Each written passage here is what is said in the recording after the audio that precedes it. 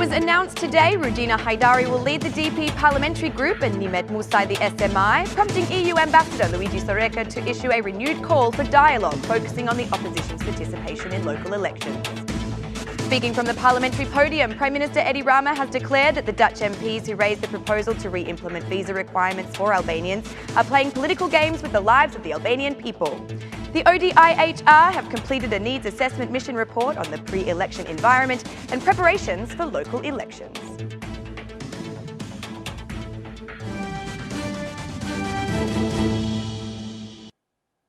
It's 6 o'clock on Thursday, the 18th of April 2019. Good evening and thank you for tuning in to RTV Ora's English edition. My name is Alexandra, bringing you the only daily update of the local Albanian news translated into English. The new opposition is really starting to take form in Parliament, with MPs coming from the Democratic Party and the Socialist Movement for Integration lists having already formalised their two parliamentary groups. Rudina Haidari will be the chair of the DP's parliamentary group and Nimet Musai will lead the Socialist Movement for Integration's parliamentary group. At the most recent parliamentary session held today, they expressed their dissatisfaction with those set on boycotting the June 30th election, explaining that they instead will choose to focus on the required amendments to the electoral code.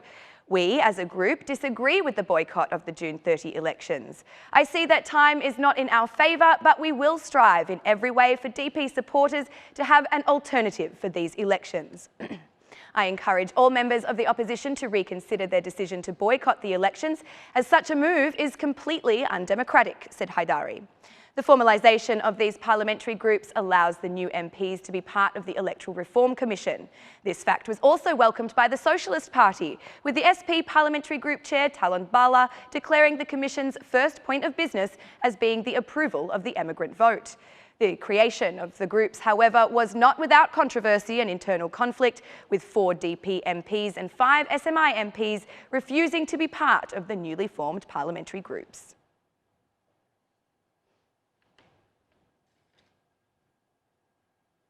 On the day Rudina Haidari and Nimet Musai took over the direction of the two new parliamentary groups, the head of the EU delegation in Albania, Luigi Soreca, reiterated his call for dialogue between the two opposition parties.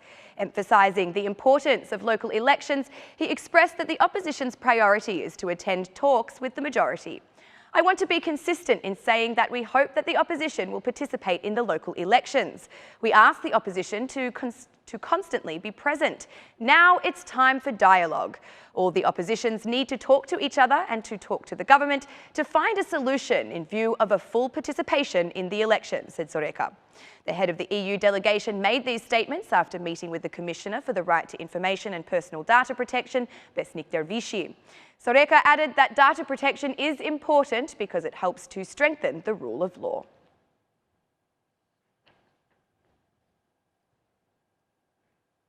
The Netherlands Parliament's decision to re-implement visa requirements for Albanians has been called out by the Prime Minister, Edi Rama, during a speech from the parliamentary podium as political propaganda.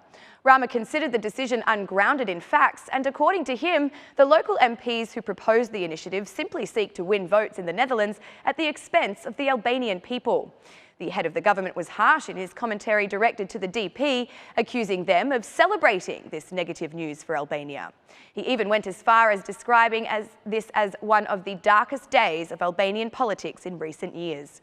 The Socialists have been clear that they are not willing to negotiate the point of early parliamentary elections, with Rama daring the DP to find a legitimate reason to overthrow the majority.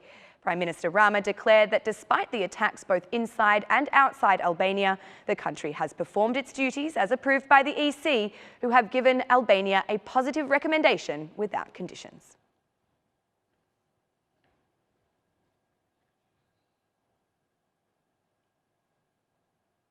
Democratic Party Chair Lulzim Basha proposed conditions for participating in the elections of June 30, 2019.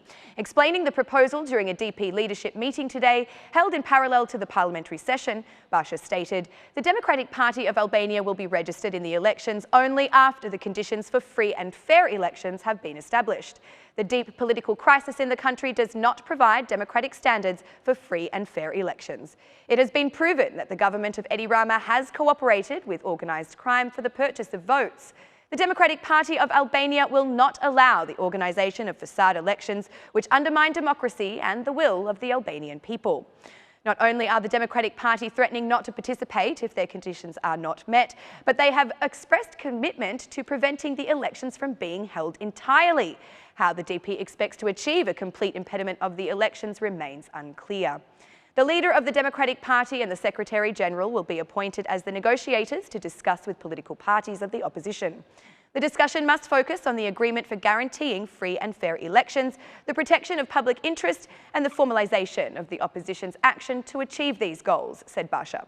At this point, it seems the opposition is warming up to the idea of a political deal, given that the executives mandated Lulzim Basha and Gazmend Bardhi to negotiate with the allied parties.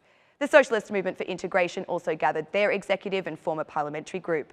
Luan Rama said that, under the conditions of the country, the only goal of the opposition is to lead the country to guaranteed, free and honest elections.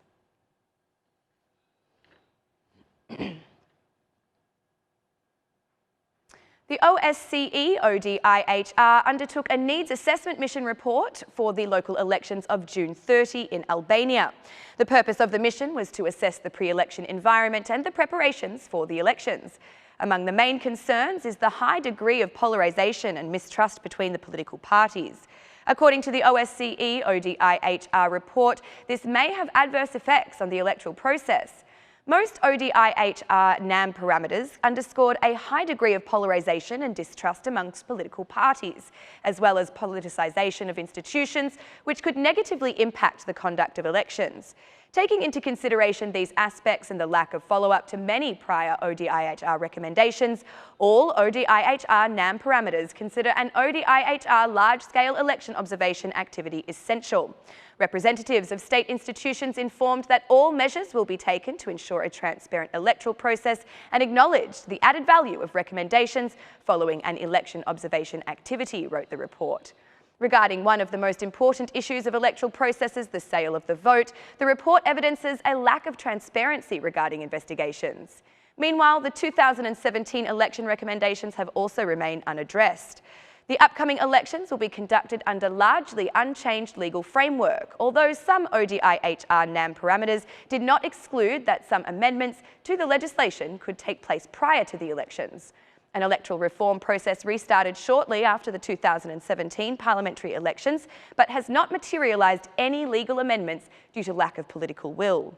As such, the majority of ODIHR electoral recommendations from 2015 and 2017 remain unaddressed, the report continued. The opposition's refusal to appoint candidates to the Central Election Commission and Commissions of Electoral Administration Zones, or CEAZ, were also raised as points of concern. The opposition has declined to nominate their members to the CEC and CEAZs, thus leaving them politically imbalanced. This contributed further to a long-standing issue of low trust in the election management bodies due to their perceived politicisation, and many ODIHR NAM parameters raised serious concerns about election day procedures, particularly vote counting, it was explained in the report. In addition to a core team of experts, the ODIHR will request secondments from OSCE participating states for the appointment of 22 long-term observers to follow the electoral process countrywide. Furthermore, 250 short-term observers will be tasked with supervising the election day procedures, including voting, counting of votes, and the tabulation of the results.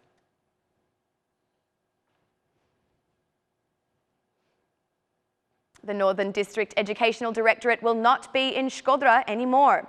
Decisions regarding the education system in Shkodra and across all northern Albania will now be made at the Directorate Centre in Leja. The decision, made at the time when Lindita Nicola was heading up the Ministry of Education, was denounced by former Democratic Party MP Romeo Gurakuchi. According to Gurakuchi, the implementation of this decision will negatively impact the quality of the education system.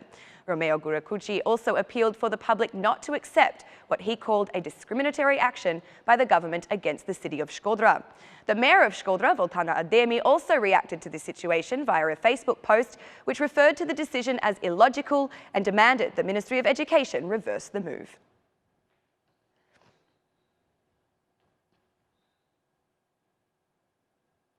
238 people in our country are affected by haemophilia.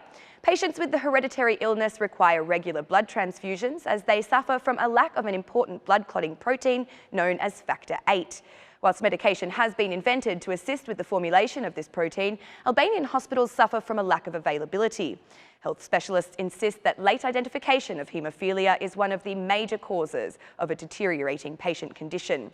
A specialist from the public health institution also appealed for more blood donations to assist in prolonging the lives of those citizens affected by haemophilia.